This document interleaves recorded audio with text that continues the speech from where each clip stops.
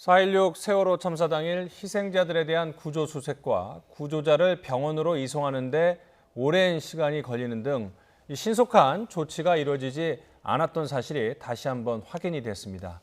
특히 희생자를 태워야 할 구조 헬기에는 해양경찰 간부들 그리고 장관들이 탔던 사실 추가로 드러나면서 비판의 목소리 다시 한번 커지고 있습니다. 나이트 포커스 양지열 변호사, 김병민 경희대 교수와 함께하겠습니다. 안녕하세요. 안녕하세요. 네, 먼저 주제 영상부터 보시겠습니다.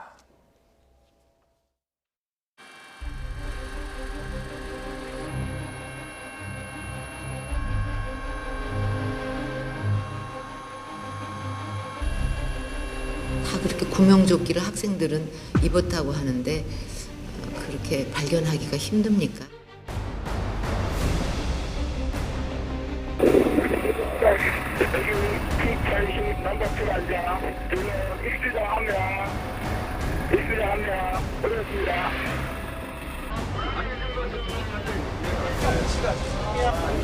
이 긴급하게 치료가 필요하고 생존했다라고 100% 얘기하기는 어렵지만 사망이라고는 도저히 판정할 수 없는.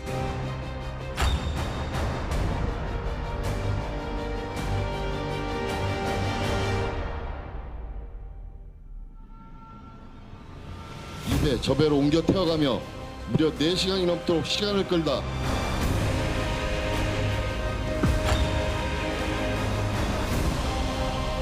같은 시간이죠. 6시 35분에 20분 정도 지나서 김석균 해경청장을 태우고 떠납니다.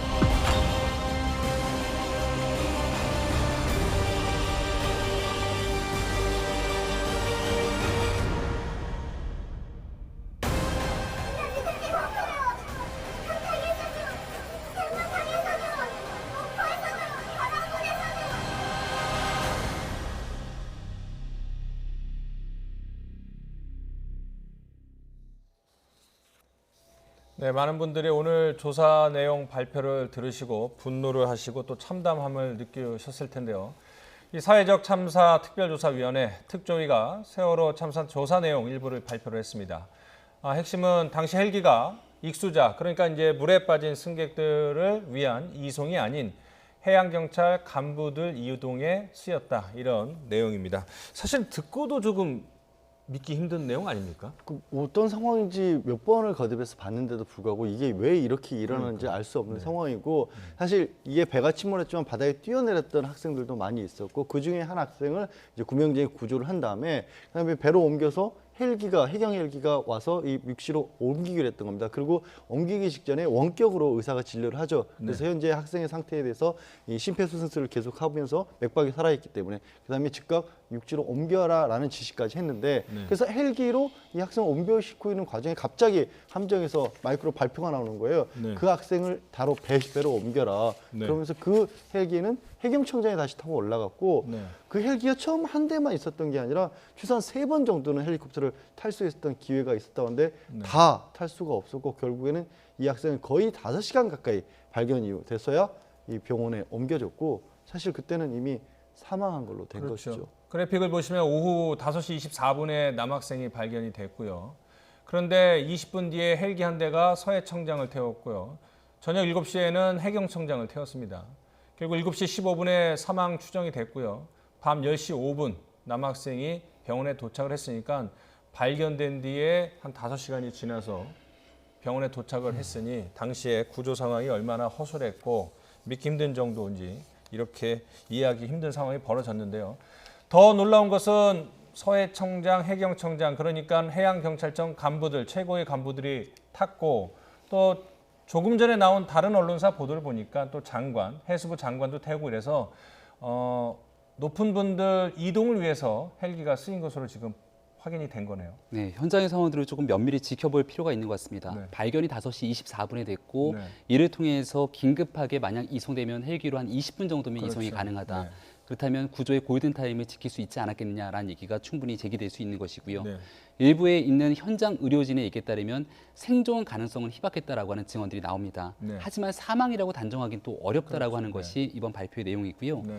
심폐소생술을 계속 하고 있었기 때문에 이 심폐소생술이 중단됐던 게 7시 15분이라고 합니다. 그렇다면 7시 15분이 이루어지기 전까지는 충분하게 응급조치를 위한 골든타임을 지켜야 되는데 그러지 못했던 상황이 도대체 무엇인가에 대한 의혹들, 의구심들이 커지고 있는 대목인데요. 네. 지금 현재까지는 특조위의 구조수색 적정성 조사 내용에 대한 발표 결과에 따라서 이러한 상황들이 있었던 것이고 왜 헬리콥터를 통해서 긴급하게 이송하지 않고 여기에 해경청장이나 당시 있었던 간부들이 탑승하게 되면서 배를 3번이나 옮겨가게 됐는지에 대한 명확한 이유, 지시 내용들에 대해서는 아직까지 나오지 않고 있는 상황입니다. 네. 관련된 사건들에 대한 해당 당사자들의 진술이라든지 이런 부분들을 조금 더 명확히 총체적으로 파악할 필요가 있다는 생각이 듭니다.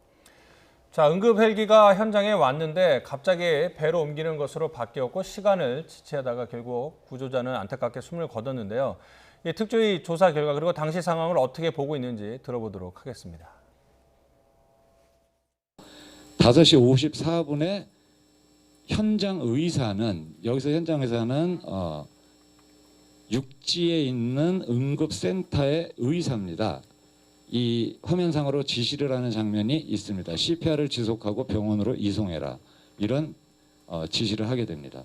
응급 헬기가 도착을 했고 이 응급 헬기를 타기 위해서 당시에 응급 구조사와 해경 직원들이 들 것에 들고 이 학생을 의무실 밖으로 해서 그 헬기장 근처까지 데리고 나갑니다. 응급 헬기에서 내리는 줄을 통해서 이 학생을 옮기는 이런 상황을 의논하고 있는 중에 갑자기 함내에서 마이크 선내 방송으로 익수자 피정으로 갑니다라는 오더가 떨어집니다.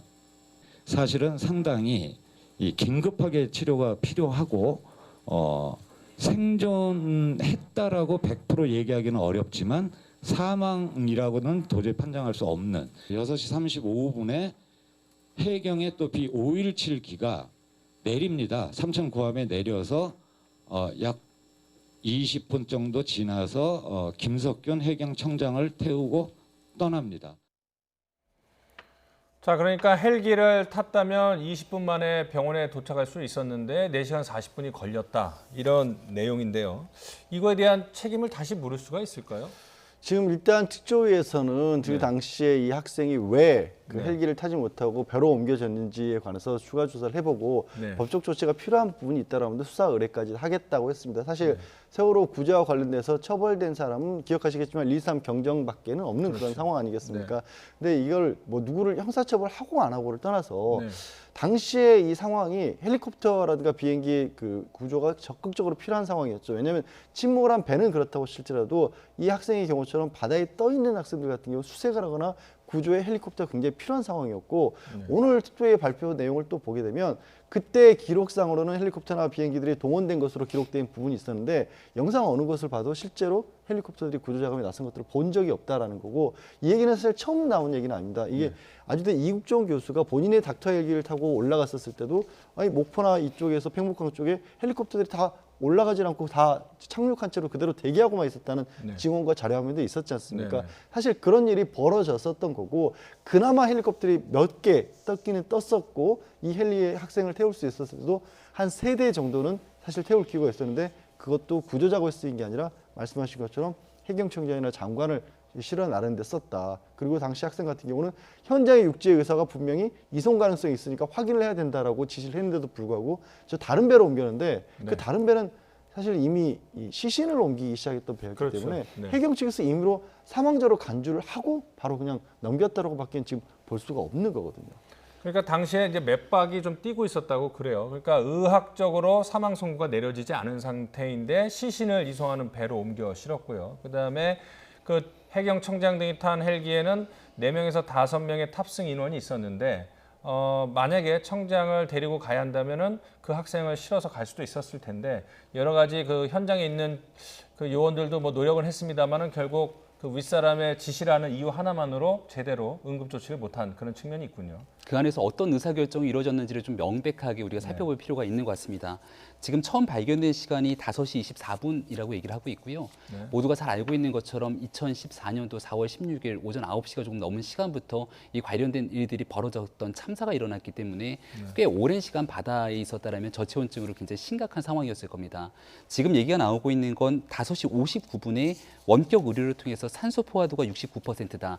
그러니까 어느 정도 숨이 붙어 있을 가능성이 충분하다라고 판단하고 있었다는 것인데 일각에서 나오고 있는 것은 구조 당시 이미 사망된 것이 아니냐라고 하는 일각의 주장들 이런 측면들이 지금 엇갈리고 있는 상황인 것 같거든요. 네. 아마도 응급해서 헬기로 이송하지 않고 배로 옮겼다라고 현장에서 판단했던 사람들의 경우에는 사망에 대한 판단을 하지 않았을까라고 생각이 드는데 네. 조금 전에 앵커의 지적처럼 여기에 대해서 분명하게 맥박이 뛰고 있었다라고 하는 증언들이 있었던 만큼 네. 과연 어떠한 일들이 분명하게 이루어졌고 당시에 이 같은 의사결정이 있었던 결정의 배경에는 무엇이 있었는지 네. 이 관계자들을 대상으로 한 분명한 사전 네. 확인이 필요한 지점으로 봅니다.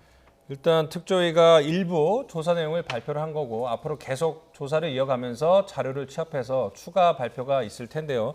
발표로 끝나는 게 아니라 유족들이 원하는 거는 진상 규명 또 책임자 처벌이기 때문에 사회가 그런 방향으로 갈 수 있도록 조금 더 뒷받침을 해야 될 것 같습니다. 자, 다음 주제로 넘어가도록 하겠습니다. 문재인 대통령이 어머니상을 당했죠. 그 전날 북한이 조의문을 보냈는데 놀랍게도 그 다음 날 바로 발사체를 발사를 하면서 어느 정도 남북 관계가 개선되는 거 아니냐 이런 기대감은 바로 물거품이 되고 말았습니다. 청와대 고민정 대변인이 이 상황에 대해서 이야기를 했는데 먼저 고민정 대변인의 언론 브리핑 내용을 듣고 대담 이어가도록 하겠습니다. 고 강한옥 여사 별세에 대해 김정은 북한 국무위원회 위원장은 30일 문재인 대통령 앞으로 조의문을 전달해 왔습니다. 김 위원장은 조의문에서 고 강한옥 여사 별세에 대해 깊은 추모와 애도의 뜻을 나타내고 문 대통령께 위로의 메시지를 전했습니다. 조의문은 선문점을 통해 전달받았으며 밤 늦은 시각 빈소가 차려진 부산 남천 성당에서 대통령께 직접 전달됐습니다.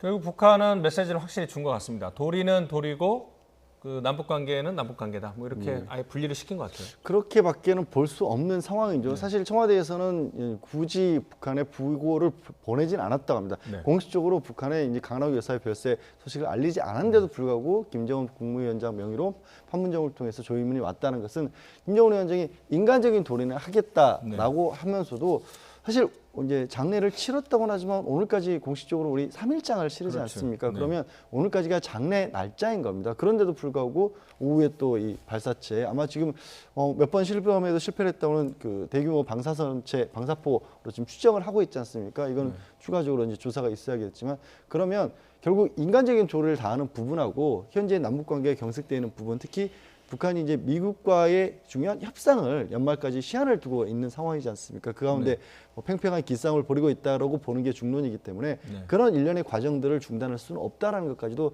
동시에 보여준 것도 같고요. 뭐 알 수는 없습니다만은 일부러 이 뭐 조의문을 보낸 다음에 거기에 날짜를 맞춰서 저런 발사를 했다고 보기까지는 어렵지 않느냐. 왜냐하면 저것도 갑작스럽게 준비할 수 있는 건 아니고 네. 북한도 계속해서 실험을 하고 있는 와중이기 때문에 네. 아마 저 발사 자체는 또 미리 예정이 돼 있었을 가능성도 있다. 하지만 그럼에도 정말 아쉬운 것은 발사가 예정돼 있다고 할지라도 어느 정도 미룰 수도 있는 그렇죠. 상황이었지만 그러지는 않았다라는 거죠. 그러니까 북한이 그동안 남측 그 인사들 중에 남북관계 개선에 도움이 됐던 분들이 돌아가시면 뭐 조문단을 직접 보내기도 하고 조의를 표명을 했기 때문에 뭐 그런 측면에서 이해를 할 수 있지만 과거 사례를 보니까요. 2009년에 고 노무현 전 대통령 장례 때도 조의를 전한 지 4시간 만에 2차 핵실험을 진행한 적이 있긴 있었더군요. 네, 당시에도 뭐 조의를 표하긴 했습니다만은 이명박 정부 당시에 남북 관계가 굉장히 경색돼 있었습니다. 그렇죠. 그런 측면에서의 도발에 대한 가능성을 얘기하는 분들도 있고요. 네. 당시가 5월 25일이었는데 이제 미국으로 치게 되면 우리의 현충일, 메모리얼 데이이기도 했습니다. 네. 그러니까 이 날에 맞춰서 2차 핵실험을 준비하기로 결행했던 상황이었기 때문에 굳이 이 부분에 대한 날짜를 바꾸진 않았을 거다라고 하는 해석들이 있었던 상황입니다.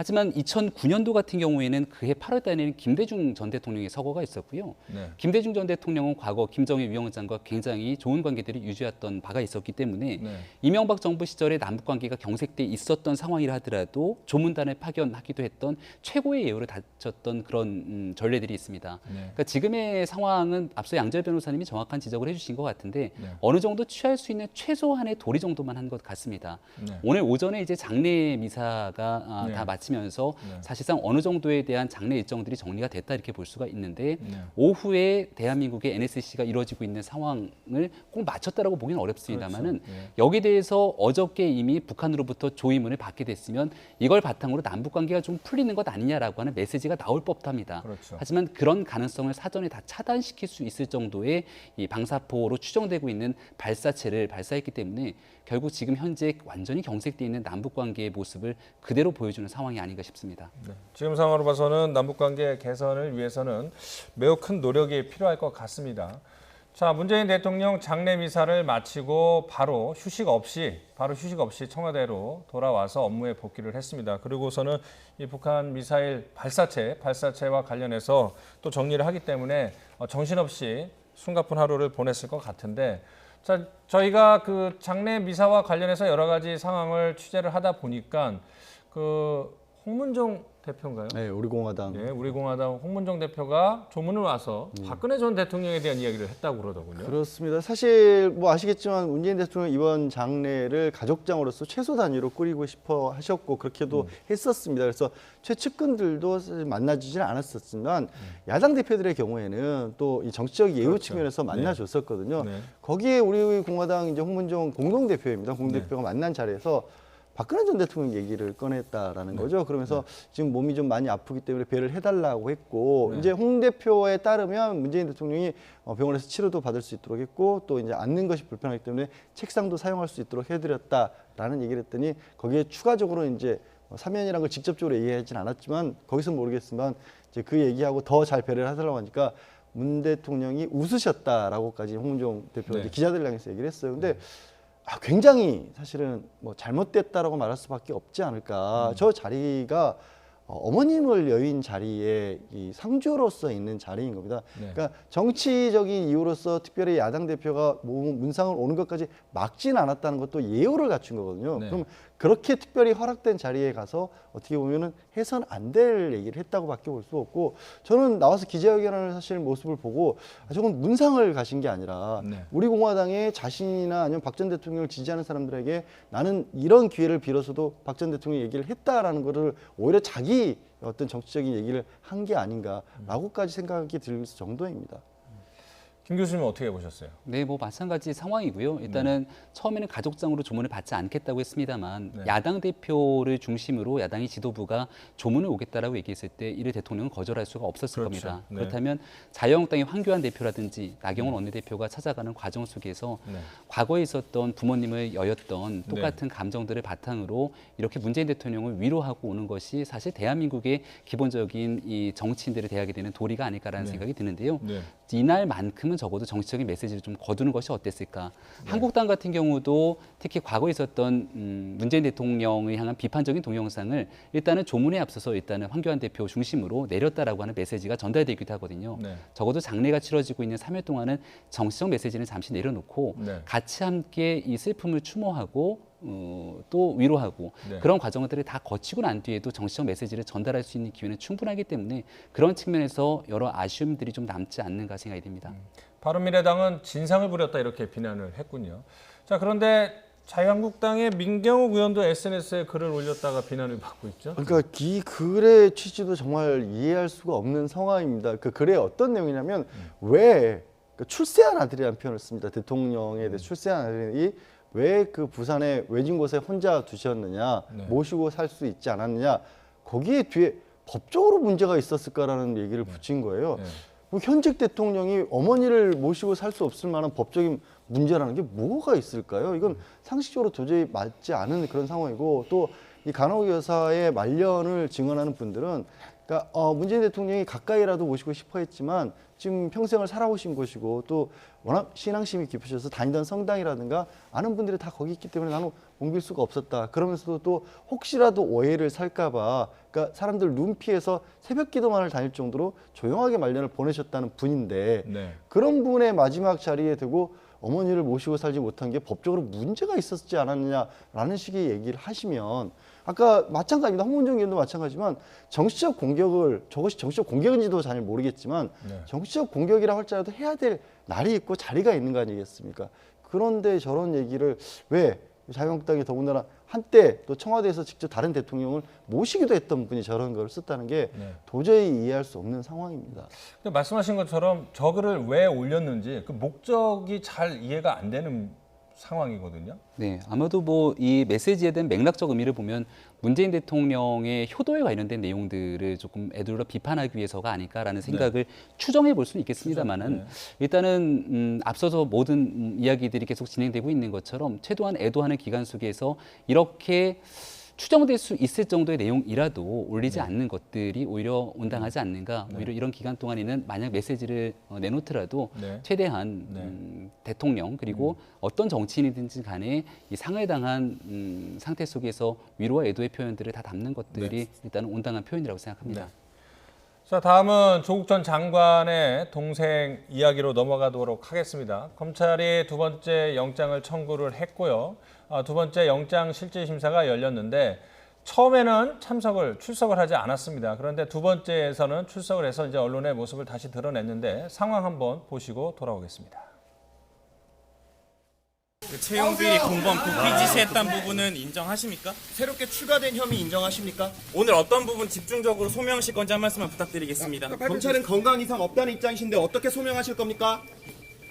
네, 좀 한편입니다. 뭐 어떻게 말을 하셨는지. 지금 몸이 좀 많이 안 좋습니다. 그럼 건강 문제 위주로? 아닙니다. 여러 가지도 답변했습니다. 혹시 뭐 강제 집행 면탈 혐의에 대해서는 어떻게? 혐의에 대해서 조금씩 다 했었습니다. 지금 오늘 몸이 안 좋아서 나중에 됐습니다. 혐의는 다 부인하셨나요?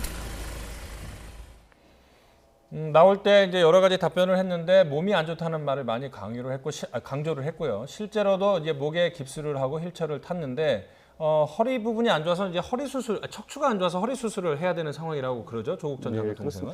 사실 이제 당시 처음 했을 1차 영장 실질 심사를 할 때도 조국 전 장관의 동생의 주장에 따르면 영장 실질 심사를 받아서 얘기를 할 수도 없었을 정도로 몸이 좋지 않았다는 거예요. 이거는 이제 주장이고 그때 이제 검찰 같은 경우에는 그렇지 않다라고 해서 영장을 청구를 했지 않았습니까? 근데 의외로 뭐 본인도 아마 기대를 못했을 걸로 가는데 기각이 됐고 이번에는 검찰은 지금 계속해서 건강 상태가 뭐 수감생활을 할 수 있을 정도로 충분하다라고 보고 있지만 그 부분을 좀 강력하게 소명을 하겠다라고 했고 사실 그 부분이 이제 그 어떤 구속의 직접적인 것보다는 혐의 사실이 얼마만큼 중대한가가 더 중요하다고 하지 않겠습니까? 이 부분에 있어서도 애초에 인정을 하고 있었던 그러니까 운동화군의 채용 비리와 관련된 부분에서는 사실관계를 거의 다 인정을 했고 그건 1차 심사 때도 마찬가지였고요. 이번에도 그 부분은 인정을 했지만 나머지 부분에 대해서 뭐 화면에 나오고 있는 강제집행 면탈이나 범인 도피 이런 부분에 대해서는 사실관계를 검찰이 잘못 보고 있다라고 지금 주장을 했다는 겁니다. 그러니까 검찰에서는 1차 영장 청구할 때는 4가지 혐의였는데 2차 때는 2가지 혐의를 더 추가를 해서 총 6가지 혐의를 적용을 해서 영장을 청구를 했습니다. 근데 말씀하신 것처럼 일부 혐의는 인정을 하고 나머지 혐의는 인정을 안 하고 몸 상태에 대해서도 적극 읍소를 한 것으로 지금 전해지고 있어요. 네, 일단 뭐 건강 상태에 대해서는 지난번 1차 영장이 기각됐을 당시에도 건강이 좋지 않았다 얘기를 했던 부분인데 당시에 의사 출신 검사가 실제로 가서 현장에 있는 건강 상태까지 확인해보고 구인영장을 집행했던 상황 아니겠습니까? 그리고 이후에 나타났던 CCTV 영상이라든지 그리고 의료 진단 기록 등을 검찰이 이미 법원에 다 제출했음에도 불구하고 건강 상태를 참작해서 영장이 기각됐다라고 하는 부분들에 대한 법조계의 비판도 적지 않았습니다. 1차 심사 때는 더군다나 이 조국 전 장관의 동생이 영장 심사를 포기했는데 이번 같은 경우는 영장 심사를 긴 시간, 장시간을 받았거든요. 하지만 중요한 것은 2가지 혐의가 추가된 것 중에서 범인 도피에 대한 혐의도 추가가 됩니다. 범인이 필리핀으로 도피하는 과정에서 도피 자금을 건넸다라고까지 나오고 있는데요. 네. 우리가 이제 구속이 되게 되는 상황 속에서 증거 인멸이라든지 도주의 우려에 대한 여러 가지 내용들을 같이 고민할 수밖에 없게 되는데 이번 측면에서는 결국 이러한 범죄 혐의들이 충분하게 소명이 된다는 가정하에 여러 가지 이 범인들을 도피시키기 위한 과정까지 인정이 되고 그리고 관련된 공범들이 이미 구속이 돼 있는 상황이라고 본다라면 아마 구속영장이 기각되기는 쉽지 않을 거다라는 판단이 되기도 합니다. 네. 자, 이번에는 유시민 노무현재단 이사장 이야기를 해보도록 하겠습니다. 유튜브를 통해서 검찰개혁에 앞장을 서면서 윤석열 검찰총장을 둘러싼 여러 가지 의혹들을 제기하고 있습니다. 가장 최근에 나온 것이 조국 전 장관이 법무부 장관에 임명되기 전에 아니면 그 직후에 내사를 벌이고 있었다라고 추정되는 그런 이야기들이 있다. 이거에 대해서 이제 사실 여당 내부에서도 비판이 있었는데 오늘 현직 검사가 유시민 이사장의 주장에 힘을 실어주는 그런 글을 올렸더군요. 그러니까 어떤 의미로 받아들여야 되냐면 네. 일반적으로 수사를 하는 보통의 과정을 보면 네네. 내사 단계를 거치지 않으면서 이 공식 수사 절차에 입건에 넘어가는 경우가 그렇게 많지는 않다라는 거예요. 그러니까 검찰에서는 고소고발이 있었다라고 하지만 네. 고소고발이라는 것은 민간인이 강제 수사권도 없고 또 조사의 한계가 있고 사실관계를 정확하게 파악하기 어려운 상황에서 자기 주장을 담는 거기 때문에 실제 어떤 일이 있었는지 특히 이번에 조 전 장관 같이 그렇게 어떤 국가적으로 큰 관심을 논란을 일으킬 수밖에 없는 수사를 하면서 그럼 아무것도 안 들어보고 그러니까 어떤 내사도 하지 않은 상태에서 공식 수사 절차인 강제 수사 절차인 입건으로 넘어가는 게 맞느냐라고 하는 게 과연 이제 합리적인 의심부터 할 수밖에 없는 거거든요. 네. 그 부분을 이제 현직 검사도 얘기를 한 거고 네. 사실 유시민 이사장이 말씀하시는 내사라는 부분이 네. 이제 내사라고 하는 것은 어떤 공식적인 강제 수사가 가능한 입건이라는 거의 절단계이기 때문에 네.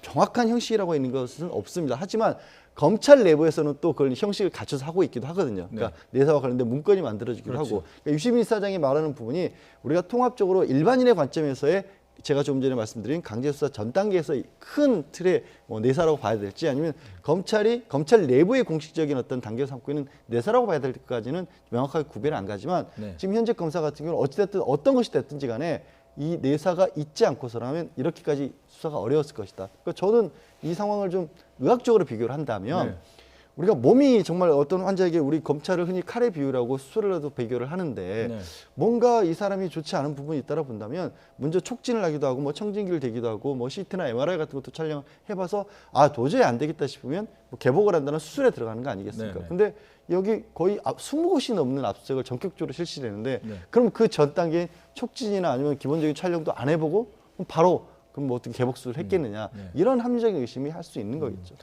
그래서 사실은 그 임명된 이후에 거의 모든 언론들이 경쟁하듯이 의혹 보도를 하지 않았습니까? 그리고 며칠 뒤에 이제 검찰이 말씀하신 대로 이례적으로 이제 동시다발적으로 압수수색에 나섰는데 그래서 이제 그때 나온 얘기들이 과연 언론의 의혹 보도만으로 이렇게 압수수색을 동시다발적으로 신속하게 할 수 있을 것인가?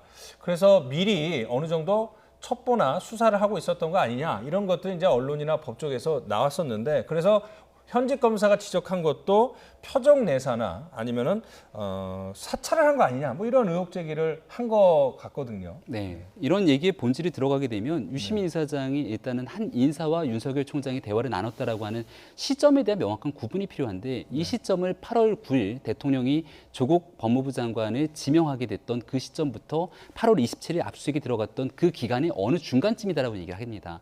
방금 전에 말씀하셨던 것처럼 대통령이 조국 장관을 지명하고 난 뒤에 언론은 앞다퉈서 조국 전 장관의 의혹을 보도하기 시작했고 8월 9일 지나고 얼마 되지 않아서 바로 이 사모펀드 등에 대한 논란도 증폭되기 시작하는 과정을 거칩니다. 그렇다면 그 과정 속에서 충분하게 지금 얘기가 나오고 있는 내사 등에 대한 상황을 확인해 볼 수 있는 건데 그건 매우 자연스러운 상황이고요. 지금 애당초에 유시민 이사장이 이 문제를 제기했던 것은 대통령의 인사권에 영향을 행사하기 위한 목적으로서 표적으로 찍어서 내사를 했다는 것에 대한 문제를 제기하는 것 아니겠습니까? 근데 언론이 의혹 보도를 제기하고 고발이 들어온 사건 속에서 내사 등을 통해서 사건을 착수하고 입건하게 되는 부분들이 굉장히 자연스러운 건데 그를 바탕으로 문제가 있으면 대통령에게 건의를 하거나 얘기를 하는 건 매우 자연스러운 수순이라고 봅니다. 근데 오히려 박용진 의원이 그런 얘기를 합니다. 도대체 이 상황을 유시민 이사장이 얘기하는 게 어떤 공익이 있냐는 얘기를 하는데요. 유시민 이사장이 알로레오를 통해서 공개했던 내용들을 보게 되면 윤석열 총장이 청와대에 있지 않은 외부의 한 인사 그 인사는 대통령에게 얼마든지 이야기를 전달할 수 있는 인사에게 조국 장관을 절대로 임명해서는 안 된다는 얘기를 전달했다는 겁니다. 네. 바로 이 내사에 대한 근거를 바탕으로 했다는 얘기겠죠. 네. 그렇다면 지금 그토록 해서는 안 된다고 얘기했던 비선 실세가 사실은 밖에 있는 것 아니냐라고 얘기할 수 있는 지점 아니겠습니까? 오히려 윤석열 총장이 문제가 있다고 판단하면 그걸 외부에서 대통령에게 스스로 영향을 미칠 수 있는 인사에게 전달하는 것이 아니라 직접 대통령에게 얘기를 전달해야 될 텐데 이러한 중간에 인사, 임명을 얘기하고 있고 날짜도 공개하지 않는 상황에서 이야기를 하고 있는 과정들을 거치는 것은 네. 유시민 이사장이 애당초에 주장하고 싶었던 대통령의 인사권을 흔들기 위한 윤석열 총장의 행동이다라고 하는 이 논리적 개연성을 연결하기가 쉽지가 않은 것 같습니다. 그래서 저는 다시 박용진 의원의 얘기로 넘어가서 이런 이야기를 끄집어내는 게 현재 이 상황 속에서 무슨 공익이 있는지에 대해서 한번 더 묻고 싶은 상황입니다.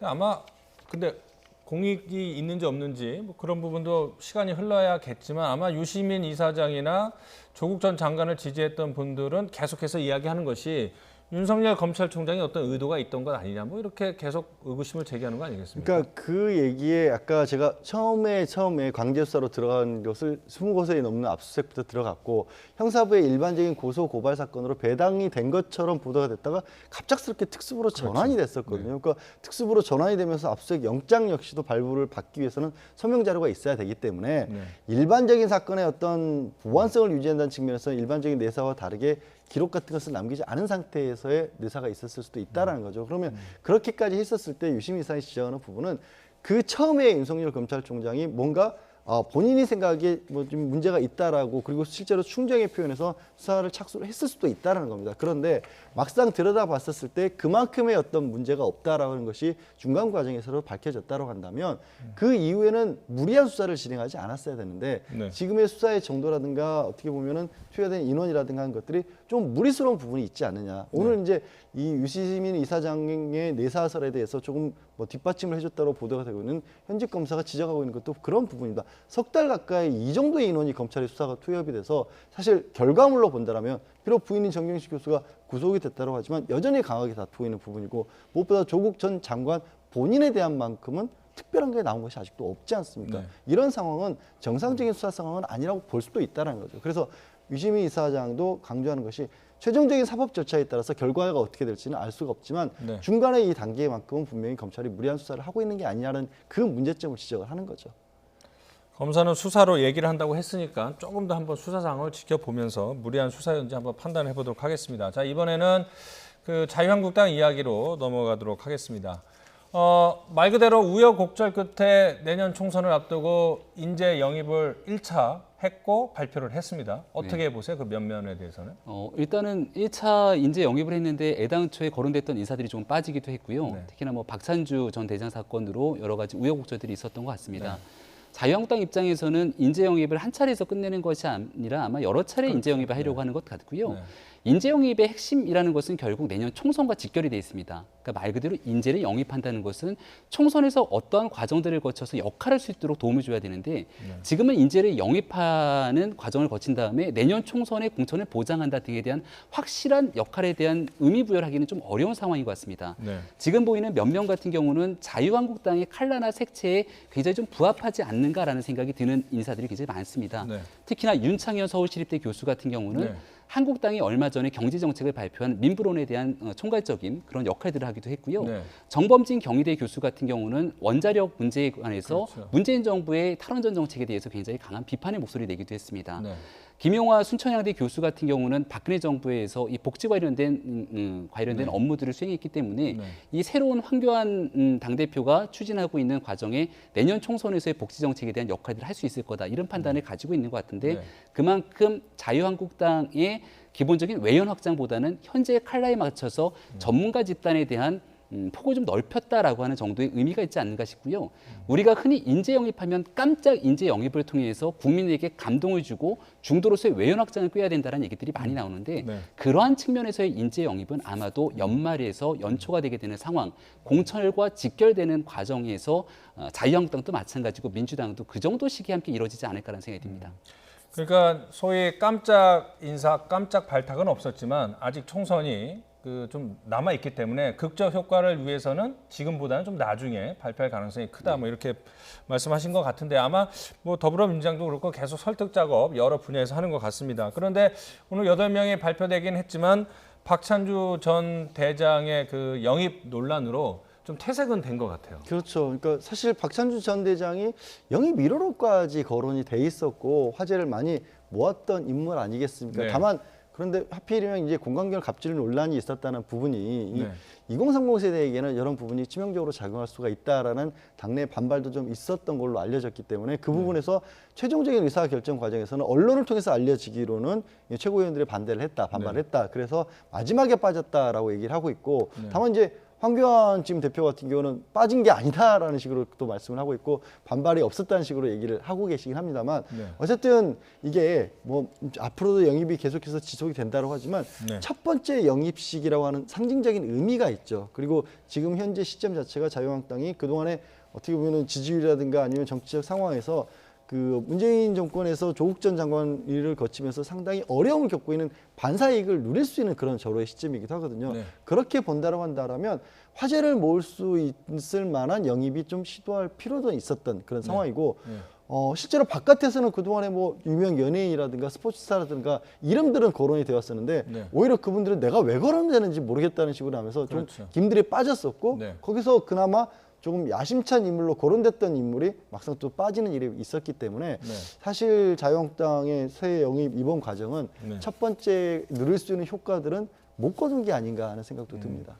자, 앞서 이제 그래픽 한번 보여줬으면 좋겠는데 윤주경 전 독립기념관장도 영입 대상이었는데 오늘 발표에는 빠졌습니다. 윤주경 전 독립기념관장 같은 경우에는 이제 윤봉길 의사의 장손녀라서 자유한국당에서 이런 얘기도 하더라고요. 그 여당이나 어떤 공격하는 측면에서 자유한국당을 뭐 친일정당 이렇게 자꾸 비아냥거리는데 그렇다면 윤봉길 의사의 장손녀가 왜 들어오겠냐라고까지 얘기를 했어요. 언론에 통해서. 네. 근데 왜 빠졌을까요? 일단 여기에 대해서 본인의 이름이 들어가는 것들을 일단 이번에는 좀 보류했으면 좋겠다라고 얘기했다는 보도가 나옵니다. 그러니까 전체적으로 자유한국당에 대한 인재영입의 큰 틀에서 함께하지 않기로 결정을 한 것인지 아니면 지금의 인재영입 인사 발표가 박찬주 전 대장에 대한 논란이 증폭되기 시작하면서 옆에 있는 같은 사람들까지 부담감을 가졌을 개연성을 지우기는 어렵습니다. 그런 측면에서 현재 문재인 정부의 여러 가지 인사에 대해서도 비판적인 시각을 가져왔기 때문에 과연 앞으로 있게 되는 총선을 앞두고 그 역할을 하게 될지 아닐지에 대한 여부는 조금 더 지켜볼 필요가 있겠다라는 생각이 들고요. 박찬주 전 대장 같은 경우도 황교안 대표는 분명하게 이번에 인재영입에서 완전하게 배제된 것은 아니다라고 얘기를 하고 있습니다. 공관병 갑질 등에 대한 논란이 있긴 합니다만은 문재인 정부 들어서 사실은 과거에 영창회까지 갇혔다가 본인 스스로가 나중에 얘기했던 것은 지금 이 정부에서 하고 있는 적폐청산은 사실상 적폐청산이 아니라 주류청산이다라는 얘기를 하고 있을 정도거든요. 현재 문재인 정부에서 이루어지고 있는 국방개혁 등에 대해서 대한민국 안보를 통째로 흔들고 있는 상황이다라고 지적하고 있는 분들이 적지 않은 만큼 그런 측면에서 역할을 하겠다는 본인의 의지는 있는 것 같습니다. 따라서 현재 얘기가 나오고 있는 건 박찬주 전 대장이 스스로 출마를 해서 지역구에 나오게 된다면 여기에 대해서 한국당이 굳이 마다할 필요는 없을 것이며 이를 통해 주민들의 선택은 유권자들의 몫이 아니겠느냐라는 얘기들이 나오고 있는 상황입니다. 그런 측면에서 오겠다는 사람에 대한 문호를 넓히게 될 것이고 정말로 꼭 모셔와야 되는 사람을 통해서 감동적인 인재를 발탁하는 두 가지 트랙의 일들을 앞으로 한국당이 추진해 나가지 않을까 이런 생각이 듭니다. 자, 근데 이제 자유한국당 보면 이제 가산점 논란이 있었고요. 그다음에 표창장 50만 원 상품권 논란이 있었고요. 문재인 대통령 비하하는 동영상 논란이 있었고 지금 박찬주 전 대장 논란이 있었고 계속 논란을 짧은 시간 내에 연쇄적으로 하기도 좀 쉽지 않은데 상당히 좀 어떻게 보면 아까 잠깐 제가 말씀드린 것처럼 자유한국당 입장에서는 굉장히 좋은 시기라고 볼 수 있는 거 아니겠습니까? 그러다 보니까 이제 패스트트랙과 관련해서 그러니까 조국 전 장관의 그 사퇴와 관련해서 표창장까지도 그러니까 어떻게 보면은 자화자찬하는 그런 모습 때문에 좀 문매를 맞는 그런 상황도 벌어졌는데 그게 한두 번이 아니라 3번 이렇게 겹치고 있고 또 공교롭게도 그런 일이 벌어졌을 때마다 이제 자유한국당의 황교안 대표 같은 경우에는 본인과는 상관이 없는 일일 것처럼 또 한 발씩씩 빼는 모습을 보여주고 계시거든요.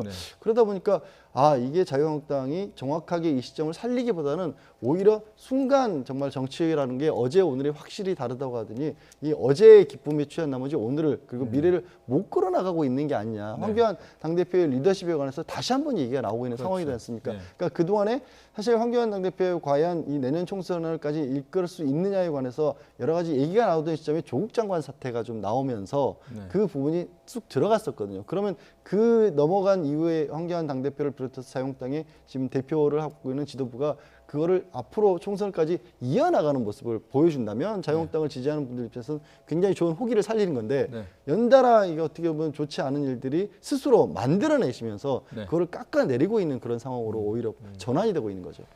자, 그러니까 오히려 조국 전 장관의 낙마가 자유한국당에는 도구로 작용한 것 아닌가 이런 생각도 드는데 그 자유한국당 지도부의 갈팡질팡 행보에 대해서 한번 마지막으로 짧게 좀 분석 좀 해주시죠.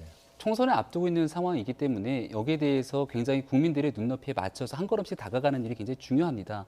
하지만 말씀했던 것처럼 조국 전 장관 문제가 워낙 대한민국 사회를 뜨겁게 달궜고 여기에 대한 민주당이 그동안 있었던 일들을 열거하자면 아마 끝이 없을 겁니다. 그러다 보니 모든 초점을 민주당의 잘못된 일들을 가지고 문제를 제기하는 쪽에 한국당은 아마 관심이 가 있었던 것 같고요. 이 문제에 대해서 최근 지나간 기간 동안 민주당에서 조국 전 장관과 선을 좀 긋기 시작하는 행보들을 보이고 있는데 그렇다면 자유한국당에서도 이제는 조국 전 장관 사태를 벗어나기 위한 그 이후에 뭔가 보수층들에 대한 통합과 단결을 위해서 중도까지 외연 확장할 수 있는 새로운 전략들이 필요할 겁니다. 이런 부분들을 얼마나 고심하면서 유권자의 마음을 잡아당길 수 있는지에 따라서 결국 내년 총선에 대한 성패들이 결정되지 않을까 생각이 듭니다. 네, 잘 알겠습니다. 오늘 나이트 포커스는 여기서 정리하도록 하겠습니다. 두 분 말씀 고맙습니다.